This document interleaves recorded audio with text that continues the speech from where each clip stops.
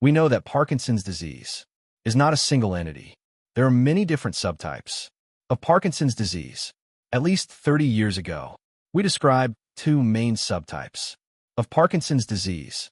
One is known as the tremor-dominant form of Parkinson's disease, which accounts for approximately 75% of all patients with Parkinson's disease.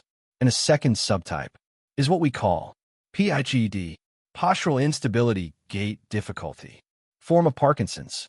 The first subtype, the tremor-dominant form of Parkinson's disease, often begins at a relatively younger age, somewhere between 45 and 55 years. The onset is usually a tremor, a kind of resting tremor, generally in the hand, and then it spreads to the opposite side and then may involve other parts of the body, such as the lips, the chin, the jaw, the legs, but it never involves the head. So if one sees an individual with head oscillation, like no, no, no, yes, yes, yes, it is almost certain that this individual does not have Parkinson's disease, but has another condition, namely essential tremor, which is frequently confused with Parkinson's disease. Now, for a long time, it was thought that essential tremor and Parkinson's disease are totally distinct disorders, and this is probably still true for most patients with Parkinson's disease and essential tremor, but we have accumulated some evidence over the last 2 or 3 decades to indicate that there is a subtype of patients with essential tremor who may evolve into this tremor-dominant form of Parkinson's disease, and that some patients with essential tremor have a higher risk of developing Parkinson's disease. So this is the tremor-dominant form of Parkinson's disease, the most common form of Parkinson's disease. It generally has a much more favorable prognosis than the second subtype of Parkinson's disease, the PIGD form of Parkinson's disease. In this form of Parkinson's disease, the PIGD form, or postural instability, gait difficulty form of Parkinson's, patients often begin with a shuffling gait, with some difficulty with their balance, with a tendency to fall forward or backward, and they develop falls early in the course of the disease. The natural course of progression in the PIGD form of Parkinson's disease is much faster than in the tremor-dominant form.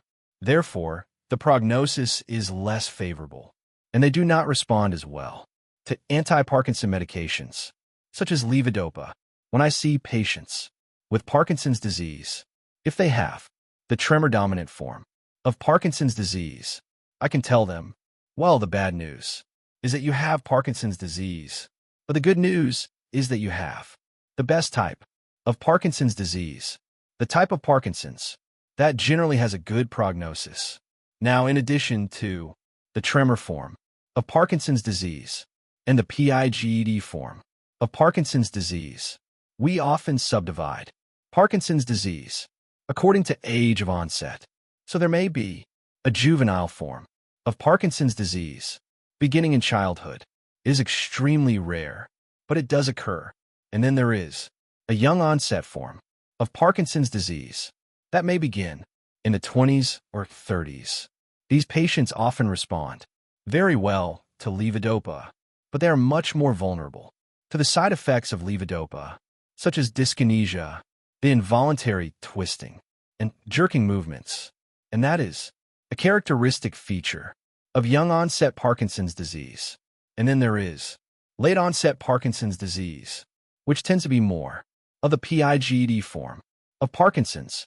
These patients tend to develop difficulty walking, balance problems from the beginning, and often may develop early cognitive impairment, and dementia becomes the dominant feature in more advanced stages of the disease.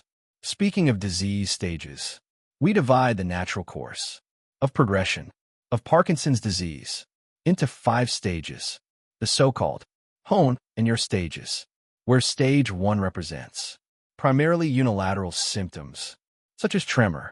Stage 2 means that symptoms occur bilaterally on both sides. Stage 3 means that the patient is beginning to develop some difficulty with balance, but can still walk independently.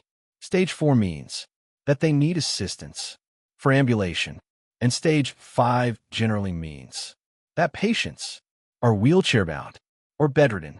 These are the 5 stages of Parkinson's disease, and our goal, of course, is to keep the patient in the earlier stages of the disease with appropriate treatment.